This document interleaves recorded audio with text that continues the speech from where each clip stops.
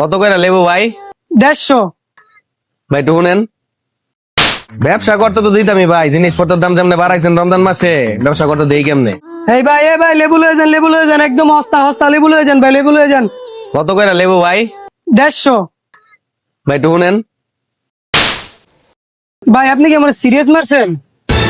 আর না ভাই, সিরিয়াস মারতে পারি আপনারে। বেচেন লেবু বেচেন, আমি না খারাইলাম। ভাই লেবু কত ভাই? ভাই লেবু 150। ভাই লেবু নিয়েন না ভাই, লেবু নষ্ট পচা, এনে সব সবজি পচা ভাই, কিচ্ছু নিয়েন না।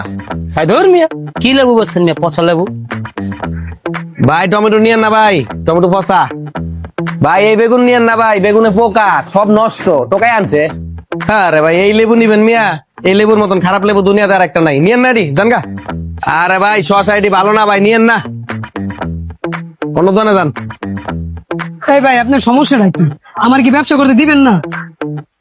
ব্যবসা করতে তো দিতামই ভাই, জিনিসপত্রের দাম যেমনে বাড়াইছেন রমজান মাসে, ব্যবসা করতে দেই কেমনে? কি করবো ভাই, রমজান মাসেই তো ব্যবসা, 1 মাস পুরা ব্যবসা করবো। মিয়া অন্যান্য দেশে রমজান মাসে জিনিসপত্রের দাম কমে, আর আঙ্গ দেশের কি অবস্থা? রমজান মাসে জিনিসের দাম বাড়ে।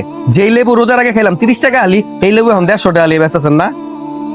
কি করবো ভাই, জিনিসপত্র অনেক দাম দিয়ে কিনতে হয়েছে। ও ভাই ঠিকই কইছেন, আপনি যে বেশি দাম দিয়ে কিনছেন এটাও আমি জানি, কিন্তু ভাই আঙ্গ সবার মিলা এই কাঁচা শাকসবজি সিন্ডিকেটটা ভাঙতে হবে। রমজান মাস আসলে কি করে ওরা শাকসবজির দাম বাড়ায় দেয়, লেবু তো কথাই নেই ভাই, লেবু তো হাত দেওয়া যায় না, বেগুন এগুলোর দাম বাড়ায় দেয় ভাই, এগুলি পচনশীল প্রোডাক্ট। এই প্রোডাক্ট গুলো যদি আমরা কেনা বন্ধ করে দিই, অটোমেটিক সিন্ডিকেট ভেঙে যাবো গা। 2-3 দিন না হয় আমরা এগুলি না খাইলাম। বুঝতে পারছি ভাই। জি ভাই, ঠিক কইছেন আপনি। ভাই গায়ে হাত তুলছি ভাই, কিছু মনে করেন না। না ভাই ঠিক আছে, আগে ভুল ধরে দেওয়ার জন্য। ঠিক আছে ভাই, বেচা কিনা করেন।